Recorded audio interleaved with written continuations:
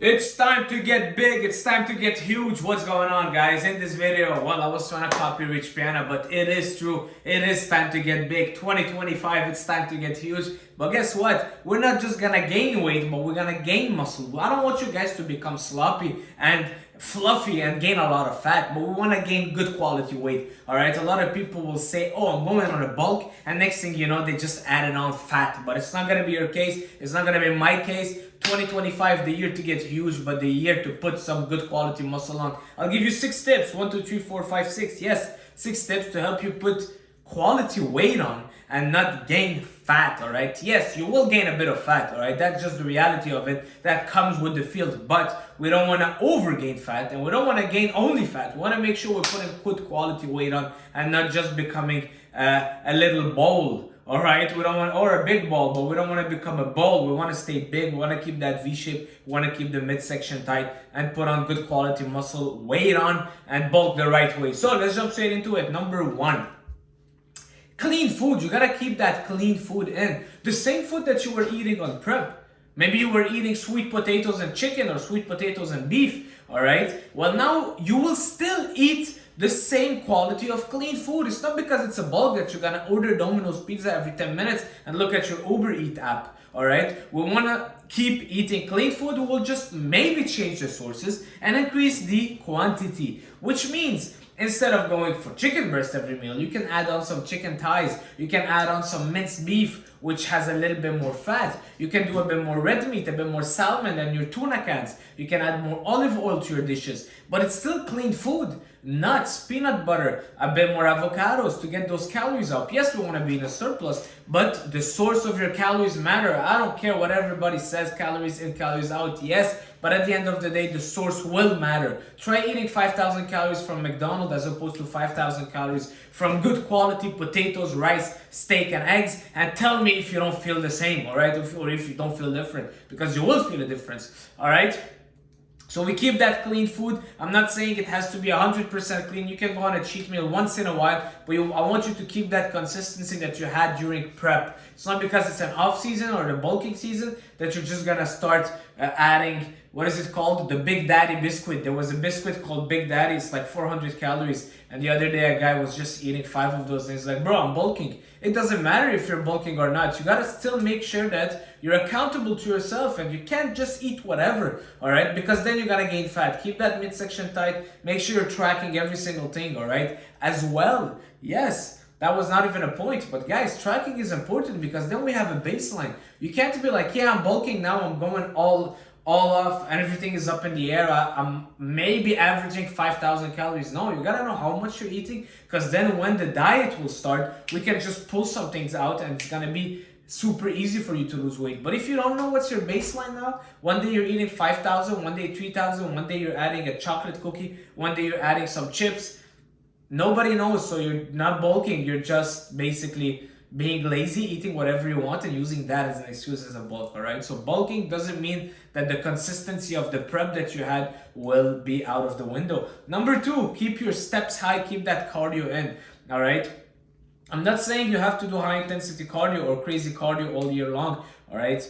You have to pull it off a bit. You have to step back on the cardio, but keep moving, stay active, and keep step count high.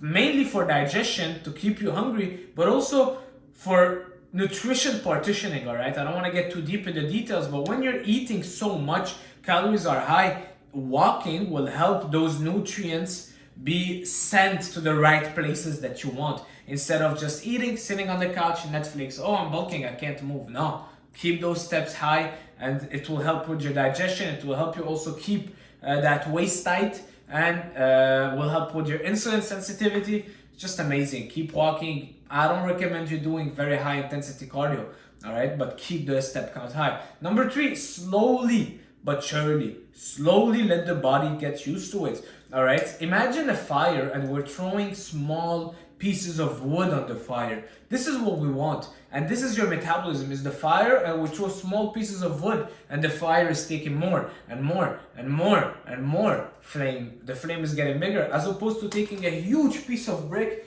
boom, throwing it on the fire, what's gonna happen? The fire will slow down, the fire will die, and that's your metabolism. A lot of people, that's what they do. They go from a cut to a bulk in one day. They go from 0 to 100. Yesterday, the guy was eating chicken breast and lettuce, and today he's eating 6,000 calories. Guess what's gonna happen to your metabolism? Not the best thing, all right? You're gonna shock your body in the wrong way, and your body is not used to getting all those calories all of a sudden. So give your body time to adapt and kind of walk with your body hand by hand to where you want it to be. My goal is eating 4,000 calories and still be lean. Now I'm doing 3,000 calories. I'm feeling hungry. I'm feeling good. 3,300. I did the video on my bulk.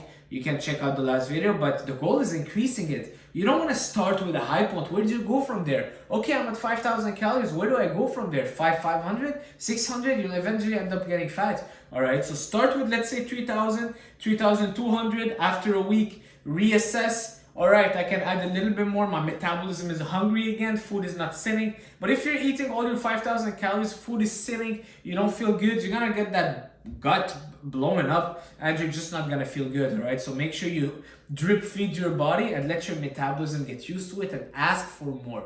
Ask for more. Make your body work for you and not against you. A lot of people are just going from 0 to 100, from 100 to 0. And that's what I did when I was cutting down and I lost a lot of muscles. I learned the hard way. But now I'm going to set myself up for success by training my metabolism to burn all those calories super fast. And this means the walking, the training that I will talk about it a bit more later, but also progressively increasing my calories. Guys, I'm giving you good quality content. Smash that like, man.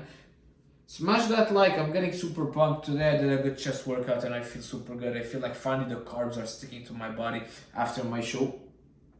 So guys, smash that like, subscribe, do whatever you gotta do to make that channel grow. Help me so I can keep helping you guys. Share it with a friend that's trying to bulk. Number 4 is push yourself at the gym.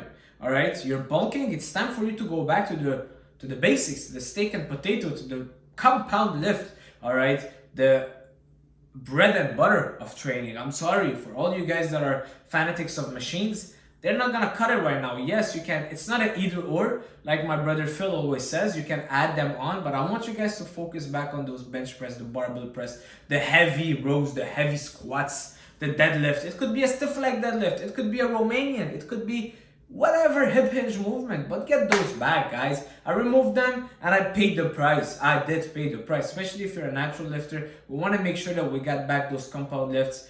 All right, they will stimulate your body so much better. Like, don't tell me studies or this or that. Try it. You're bulking now, you're putting that good weight on. Let's use that weight on. Let's use it. Let's go heavy on those bench. Let's go heavy on those squats. Let's go heavy on those incline presses. Let's go heavy on those free weight movements that will give you the mass. We're putting that solid foundation now and we're making sure that it's stable. So when it's time to cut, we can get away with maybe doing a little bit less of those because we don't want to risk injuries. But now you're in a surplus.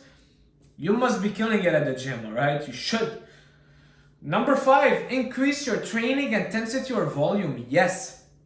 Because we're dropping down the cardio, I want you guys to train a little bit more. I want you guys to maybe, for some people, they can get away with doing twice a day, 45 minutes in the morning, 45 minutes in the evening training. For other people, it would be increasing the volume. For other people, it would be increasing the frequency. I have a client that is bulking. He's doing 4 times a week. I'm like, bro, let's get you to 5 because I see you're gaining a little bit of fat and your muscles can handle a bit more. Let's get you to 5. Let's get you to 6. Let's get you to maybe do twice a day for some people. Not every single person. It depends. It's case by case. But for most people, I would say because you're pulling off on the cardio, it's time to get that intensity, the volume, and the frequency high, and slowly but surely. You start by intensity. Once the intensity is high, now it's time to maybe say, you know what, maybe I can add another day. Maybe I can come back faster and repeat what I did today. I can do it tomorrow again if I recover properly because I have all that food.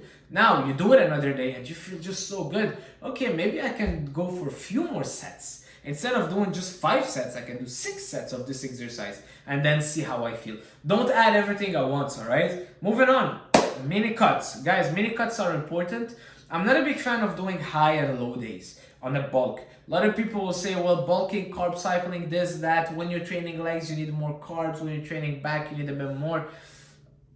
I'm not a big fan of that. You know why? Because then you're kind of having the mentality of a scarcity mindset of, oh, today I'm training arms, so it means my body doesn't need a lot of calories. Today I'm resting, so my calories are low. It's like if you're gonna say, well, you know what? Tomorrow I'm not gonna do much, so I'm just not gonna sleep tonight. Doesn't work like that. Your body still needs the food, still needs to recover, and your muscles are always burning. All right, there's always this protein kind of, what was the word? There's always the my goodness, what was the word? Anyways, things are happening. It's not because you're not training that there isn't a rotation in your body. All right, you're burning, you're producing. There's always something happening in your body. There's always that fire burning. So when you're like, you know what, I'm just gonna eat low calories today because I'm just doing arms or I'm just resting, so tomorrow I can eat more, it's just gonna end up not being the best for many reasons. Some people also don't react well to the highs and lows because then you give them a lot of calories on one day, they get addicted to it. Keep it consistent and then we can improve things. But that's why I like mini cuts, because then you can do 4 weeks of pretty high surplus, well, not pretty high, but a good surplus, and then you can go on 2 weeks on a little bit under maintenance just to get that insulin sensitivity back.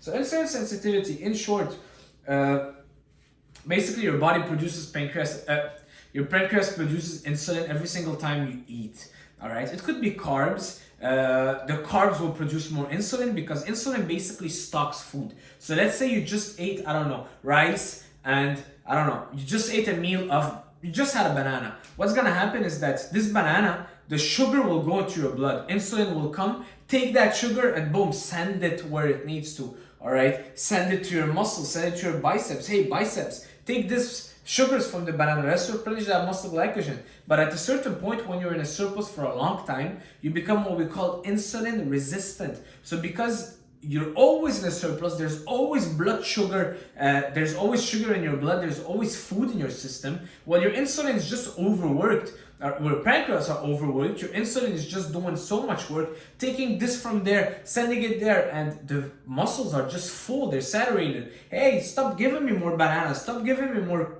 carbs, I'm already full, and now because you keep eating, so you keep asking your pancreas to release insulin. So what's gonna happen is that at a certain point, that body will just stop listening as much because it's like, oh, eating again. All right, I'm trying to simplify it as much as possible. It's like if you call your kid or you call a friend every single minute, and at some point he's gonna stop answering as much. Because it's like, it's not as important, he calls me every 5 minutes. But if you call him once a week, he's gonna pick up the phone. Yeah, what's up? I'm there, what's happening? Exactly the same thing with insulin. Try not eating carbs for a whole day and eat carbs tomorrow.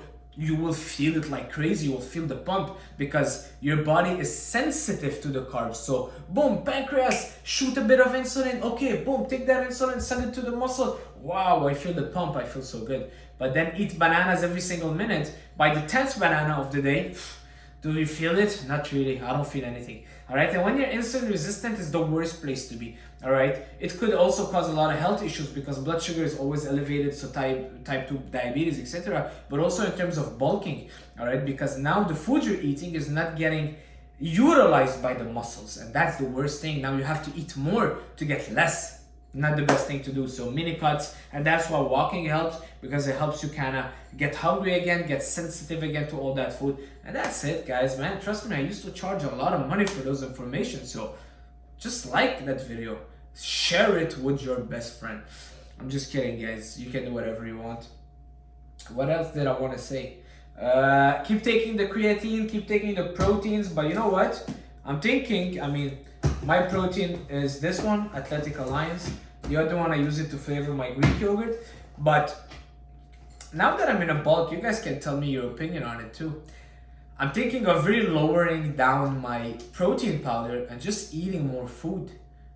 It might sound counterproductive, but I'm a guy that eats so much. Like, I'm a big eater. I've done 2 eating challenges, nobody ever beat me. One time, Five Guys, I ate 7 double cheeseburger. One time, sushi place, I've destroyed the competition like crazy. I'm a big eater. I'm a fat kid, all right? And when I feed my body more, I get even hungrier and hungrier. And I'm like, you know what? I just had 2 scoops of protein in the morning. That's like almost 300 calories. So I'm like, maybe I'm gonna substitute that from 300 calories from real food, from Greek yogurt, eggs.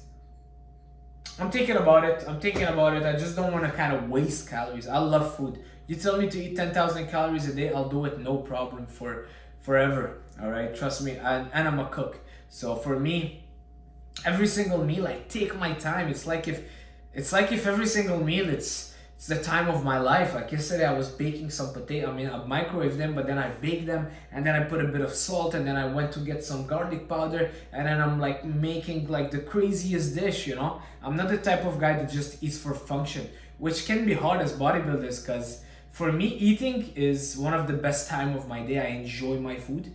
All right. So even if I would do a grilled cheese sandwich, I would like make sure it's well toasted, the cheese is well melted, everything is perfect. All right. And it could be a double-edged sword, that's for sure.